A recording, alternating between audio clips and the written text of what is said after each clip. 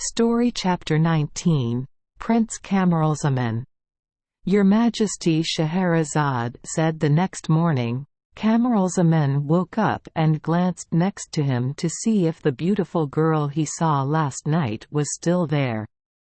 When he saw no one, he thought to himself, "I knew it. It was true that my father the king wanted to surprise me, but fortunately I was on guard." He intended to wake up the sleeping servant, urge him to do his usual work, and say nothing to him. The servant brought the basin and water. He washed his face, dried himself, and after praying, he picked up a book and read for a while. After those daily activities, Camaralzaman called the slave. "Come here," he told him, "and it is forbidden to lie. Please tell me how the lady who slept with me last night got here and who brought her here." "Dear Prince," the slave replied, very surprised, "which lady are you talking about?" "The person I told you about," said the prince, "came here, or someone brought him here last night, and is lying next to me." "Dear Prince," the servant looked miserable, "I swear I don't know anything.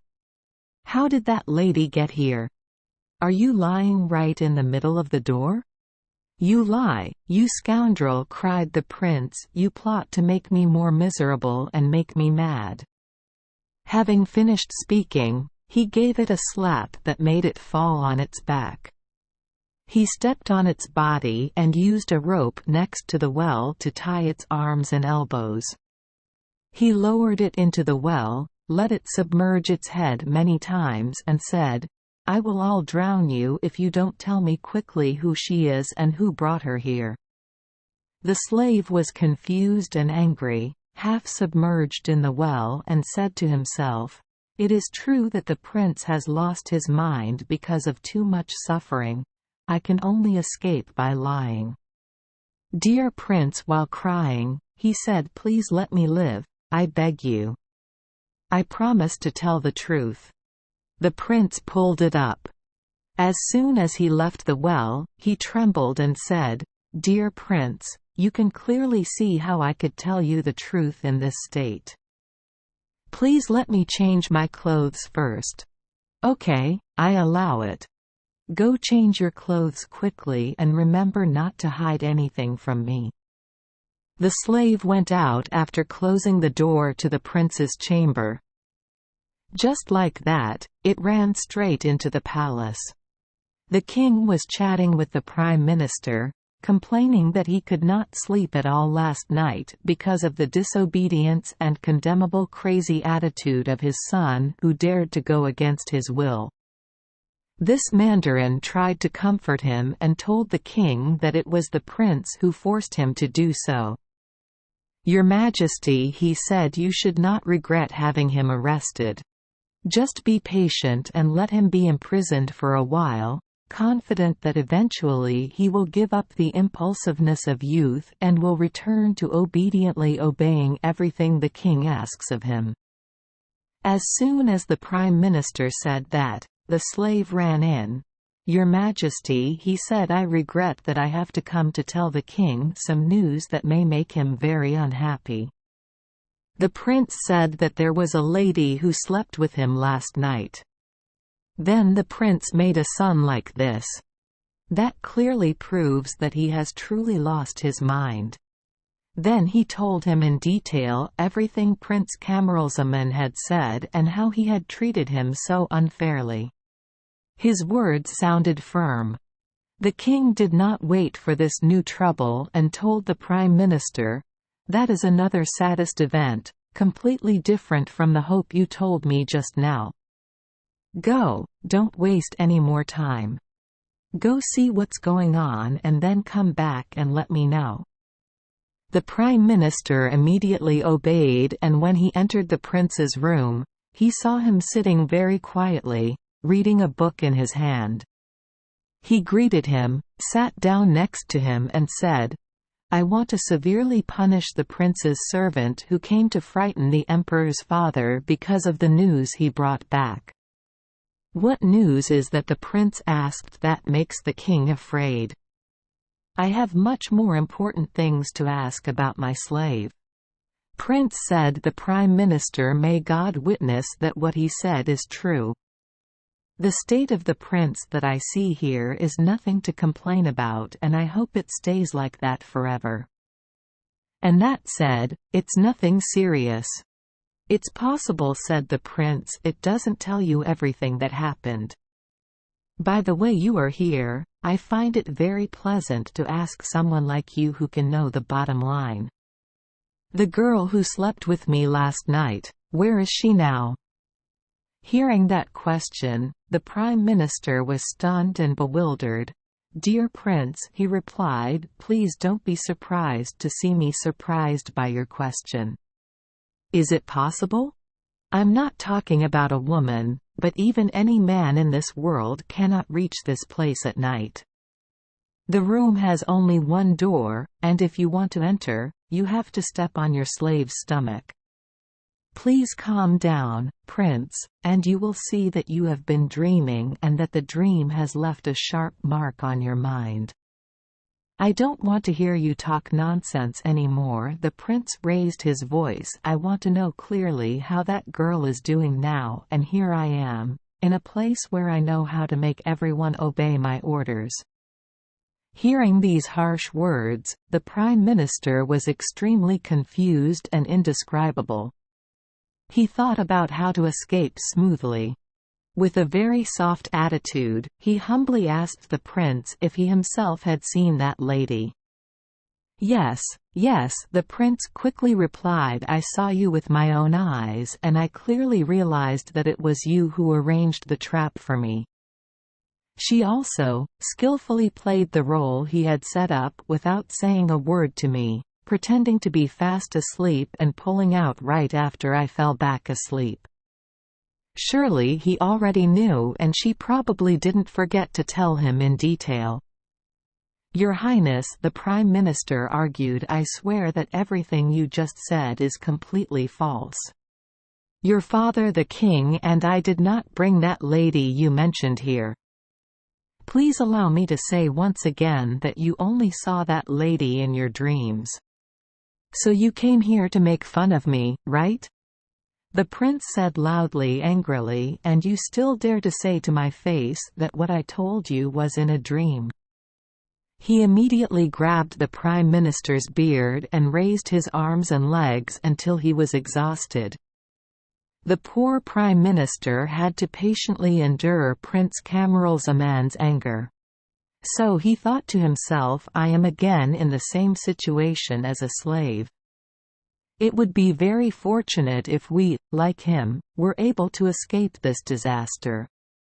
In the middle of the beating, he cried out, "Prince, please stop for a moment, I have something to say." The prince was tired of kicking and punching, so he stopped to talk. "I confess," the Prime Minister pretended to say, "that there is also something in what you said. But surely you also understand that the duty of a minister is to carry out the Emperor's orders, which is absolutely necessary.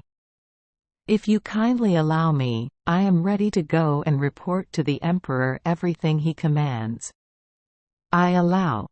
"You said go, and tell him that I want to marry the lady that he sent or brought to me and with whom I slept last night. Hurry, go and bring me the answer immediately." The Prime Minister bowed his head low to say goodbye to him and only realized he had truly escaped when he went outside the ancient tower and closed the door of the prince's chamber. The Prime Minister returned to meet Schahzaman with a sad face, making the king very upset.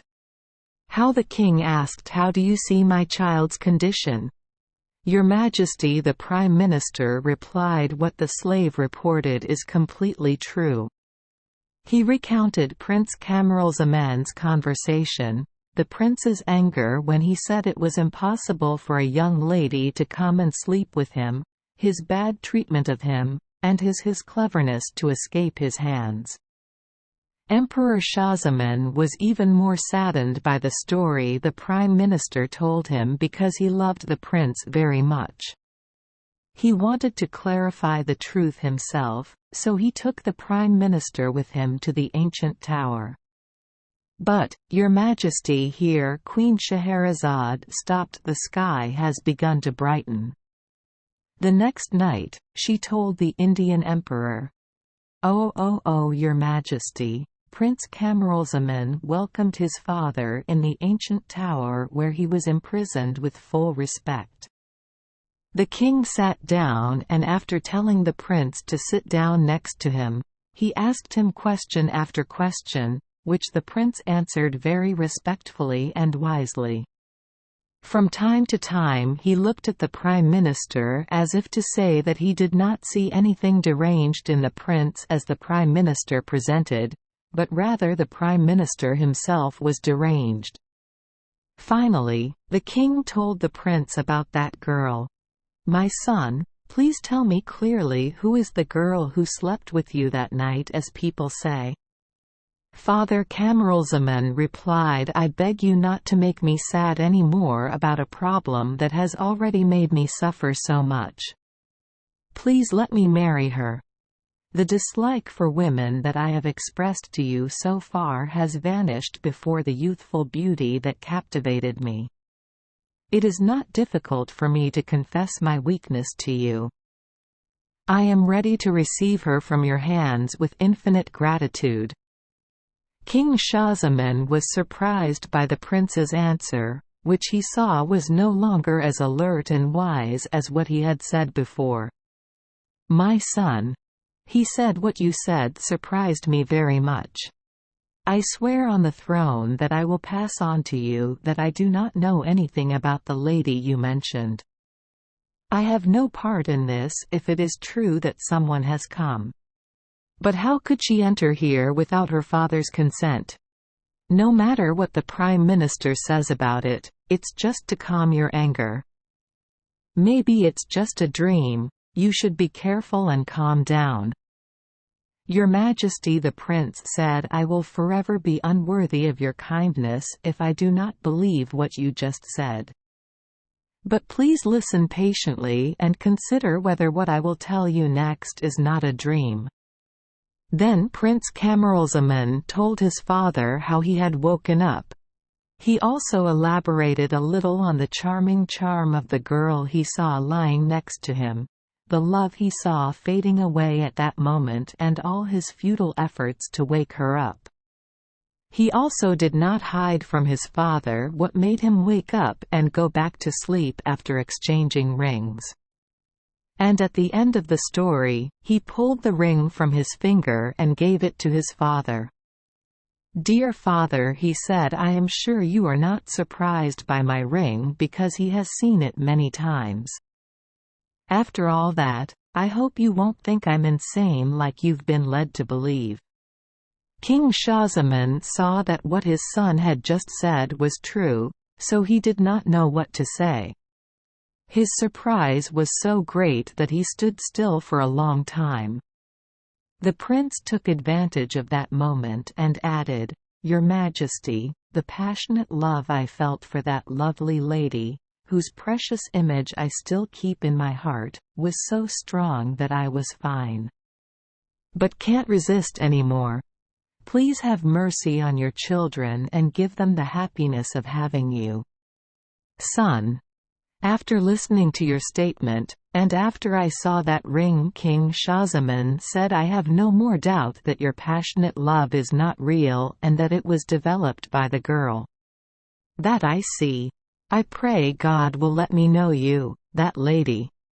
You will be satisfied from now on, and I will be the happiest father in the world. But where to find her now? How did she get in here without my knowledge, without my consent?